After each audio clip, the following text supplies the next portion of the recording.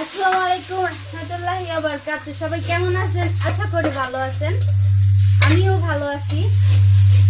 তো 2 দিন আগে আমি গেছিলাম আমাদের বাঘা থানা, রাজশাহী জেলা বাঘা থানা। আমাদের থানা বাঘা। এখান থেকে 10-15 টাকা ভাড়া নেয়। তো আমি 2টা থ্রি পিস কিনছিলাম। ওই থ্রি পিস বানানোর জন্য টেলারের কাছে দিতে গেছিলাম। আমি, আমার ছেলে এবং আমার ভাতিজি গেছিলাম। যায় তো পাশেই দোকানে একটা ফুচকার দোকান। তো ফুচকাটা খাইতে গেছিলাম। কোনো মেয়ে সহ্য করতে পারবো না, ফুচকা দেখার পর না খায় থাকতে পারবো না। তো আমি ওরকম তো গেছিলাম ফুচকা খাইতে। ফুচকা খাইতে খাইতে একটা ভিডিও বানাইছিলাম, যেটা মানে একটা গোটা ফুচকা আমি মুখের মধ্যে দিতেছিলাম। তো ওই ফুচকাটা মানে গোটা দেওয়ার পর তো একটা ভাইয়া একদম বেশি কমেন্ট করছে।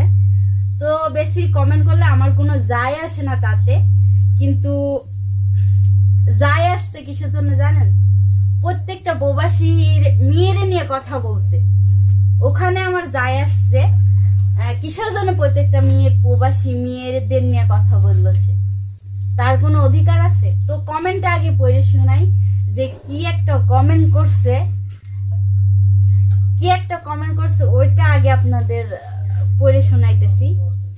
প্রবাসে থাকা মানে অনেক টাকা ইনকাম করে নিয়েছে, আর এই টাকাটা যে কিভাবে ইনকাম করে যারা সৌদি আরব থাকে তারা জানে, আর যারা প্রবাসে থেকে সবাই জানে। মেয়ে মানুষ পুরন থেকে 20,000 টাকা বেতন পায়, আরে লাখ টাকা নিয়ে আইসে বিদেশে থেকে ঘর করে কত এনজয় করতেছে। একটা পুরুষ মানুষ 20 বছরে যে টাকা ইনকাম করে না করে, একটা মেয়ে মানুষ প্রবাসে গেলে 2 থেকে 3 বছর তার সাথে ডবল টাকা ইনকাম করে। 1 মিনিট, আমার তরকারি পুড়ে যাচ্ছে।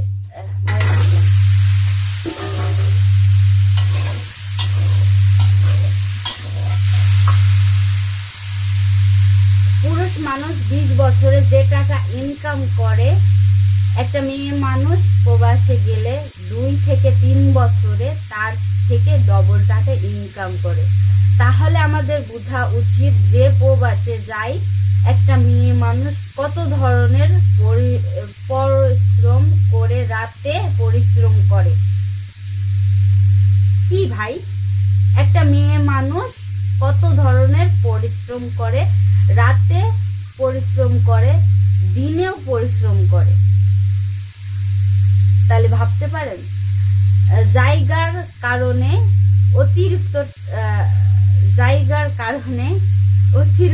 অতিরিক্ত টাকা ইনকাম করতে পারে। তাহলে তার যে ভাবনা চিন্তা কত নিচে, আপনারা কি ভাবতে পারেন?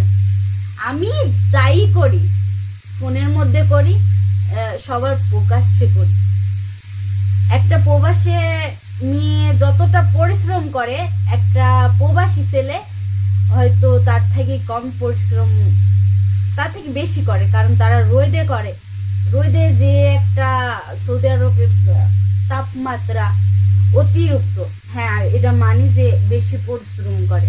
তার ফ্যামিলিতে তার ছেলে বাপ মা সবারই টাকা দেয়া লাগে, আর একটা মেয়েকে হ্যাঁ অনেকের দেয়া লাগে, অনেকের দেয়া লাগে না। আর আপনি কিভাবে বললেন যে আমি মানে দিনেও, আসলে আপনার কি ভাবনা চিন্তা এটা? হ্যাঁ আমি কাজ করেছি, আমি বাড়ি দিছি। আমি 6টা বছর, 3 বছর না 6টা বছর ওই প্রবাসে পড়েছিলাম। 6টা বছরে যদি মাসে, আর বললেন যে 20,000 টাকা, না 20,000 হবে কে? এখন মাসে যদি 1,000 টাকাও পাই, তাও 30,000 টাকা মাসে ইনকাম হচ্ছে সৌদি আরবে। যদি প্রত্যেকটা মাস 30,000 টাকা করে ধরেন, তাহলে 6টা বছর হিসাব করে দেখেন তো আপনার কত টাকা আসে। আর যে বাড়িটা দিছি আমি, সেই বাড়িতে লাগছে 25 লাখ টাকা, 25 লাখ টাকা লাগছে, এখনো কমপ্লিট করতে পারিনি।